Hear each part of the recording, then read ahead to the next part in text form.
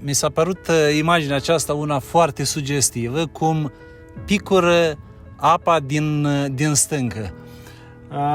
În Deuteronom 32:13 este o imagine a binecuvântărilor lui Dumnezeu pentru Israel.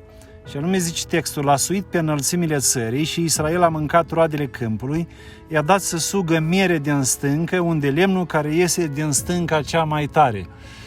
Imagini de acestea cu stânca care picură miere și stânca care picură un de lemn sunt niște imagini sugestive la Iisus Hristos Mântuitorul, El care este stânca, care aduce bucuria vieții simbolizată prin miere și în același timp balzamul vindicător care este simbolizat prin un de lemnul care curge din stâncă.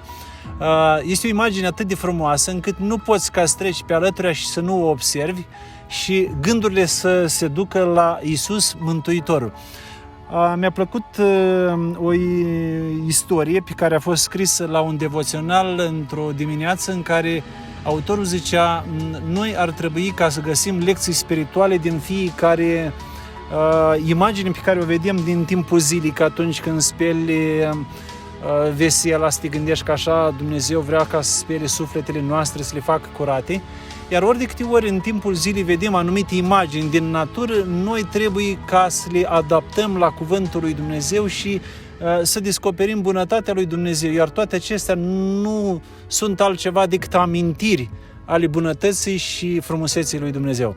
Așa că pentru ziua de astăzi vă doresc o zi frumoasă, o zi plină de miere și un de lemn, de bucurie, dar și de vindecare, atât a sufletului cât și a corpurilor noastre. O zi bună!